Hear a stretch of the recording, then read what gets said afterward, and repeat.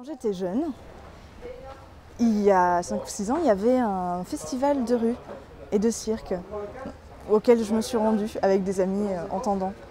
Et là, ça a été une sacrée prise de conscience parce que j'ai vu de la jungle un peu partout. J'ai rencontré des gens qui m'ont permis d'apprendre. Et puis, au bout d'un moment, j'ai acheté mon propre matériel, j'ai acheté des balles. Et pendant que j'étais au lycée, je continuais à m'entraîner. Et j'imaginais bien par la suite devenir professeur de cirque pour les sourds. Voilà, j'avais ce projet-là. Les arts du cirque peuvent apporter beaucoup de choses grâce à la diversité en fait, qu'ils ont.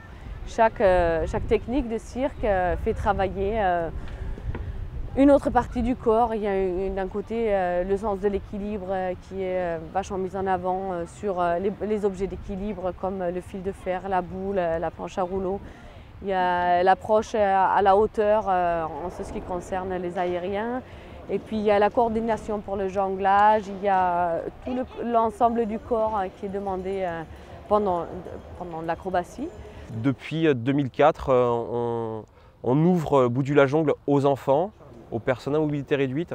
On essaye de plus en plus d'aller vers la possibilité et permettre à de plus en plus de gens à accéder à ce milieu qui a été demandé mais difficile d'accès. J'interviens auprès des enfants sourds qui ont entre 8 et 12 ans.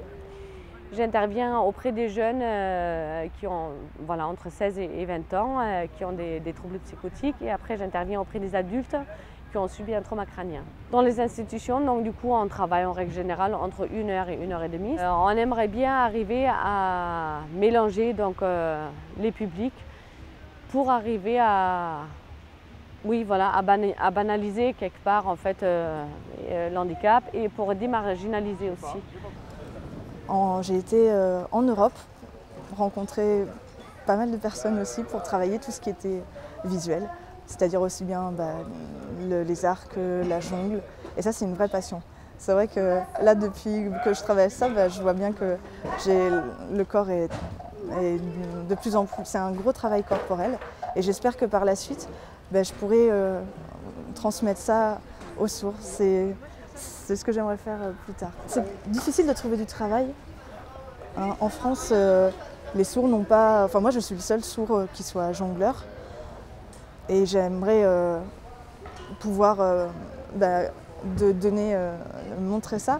Et même peut-être travailler avec des sourds qui feraient de la musique, par exemple du djembé ou autre chose.